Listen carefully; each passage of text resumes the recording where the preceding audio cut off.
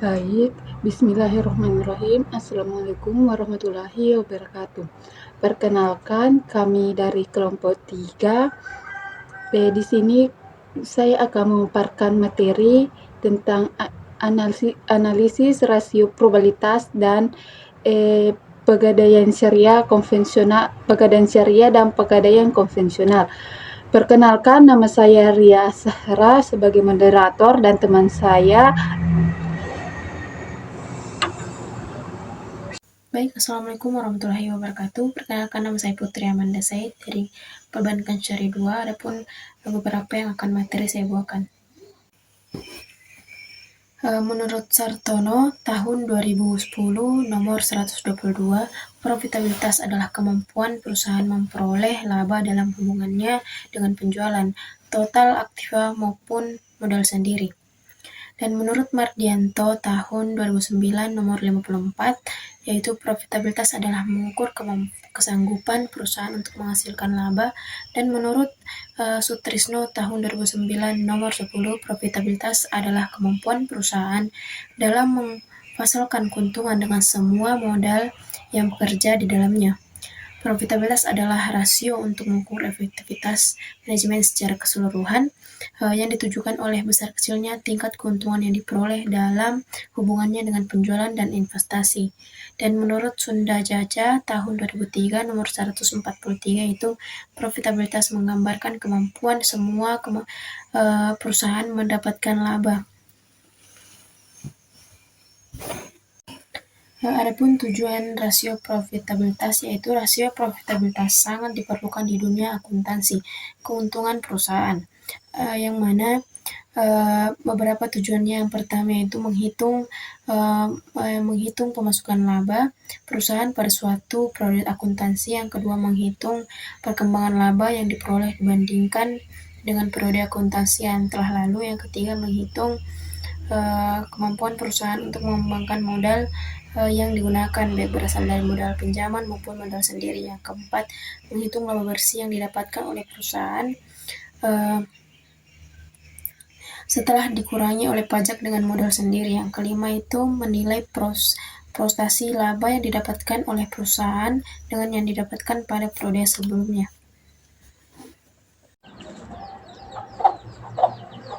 Baik, di sini saya akan menjelaskan materi tentang manfaat analisis rasio probabilitas. Manfaat analisis rasio probabilitas 1. A. Memahami efisiensi dari sebuah bisnis. 2. Bagi manajer perusahaan, rasio probabilitas bisa menjadi pemegang untuk mengevaluasi kinerja dalam perusahaan. 3. Menjadi tolak ukur bagi trader saham dalam menilai apakah saham satu perusahaan layak dibeli. D. Mengetahui besarnya tingkat laba yang diperoleh perusahaan dari suatu periode. Mengetahui posisi laba perusahaan tahun sebelumnya ke tahun sekarang. Mengetahui perkembangan laba dari waktu ke waktu. Mengetahui besarnya laba bersih sesudah pajak dengan modal sendiri. H. Mengetahui produksi dari seluruh dana perusahaan yang digunakan, baik modal penyimpanan maupun modal sendiri.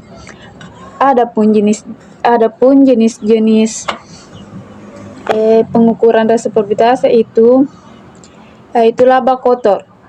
Analisis laba kotor adalah margin laba kotor atau proses margin jenis yang digunakan untuk melihat presentasi laba kotor terhadap pendapatan yang dihasilkan oleh penjualan. Adapun rumusnya itu growth of margin laba kotor dibagi total pendapatan dikali 100. Margin laba bersih, yaitu jenis yang kedua, yaitu laba bersih, dan net profit margin, yaitu jenis yang bisa digunakan untuk melihat presentasi laba berupa yang didapatkan setelah dikurangi pajak pendapatan yang diperoleh dari hasil penjualan, yaitu laba bersih dibagi laba setelah pajak dibagi penjualan dikali 100. Rasio pengembalian aset. Jenis rasio pengembalian aset yaitu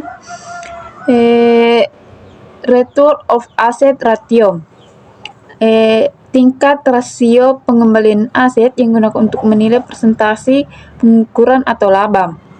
Rumusnya itu return on asset ratio laba bersih dibagi total aset dikali 100. 4 yaitu rasio pengembalian ekuitas.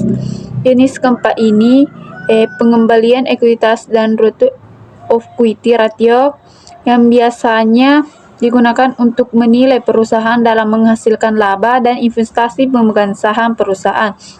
Rumusnya itu ROF, laba bersih setelah pajak dibagi ekuitas pemegang saham dikali 100.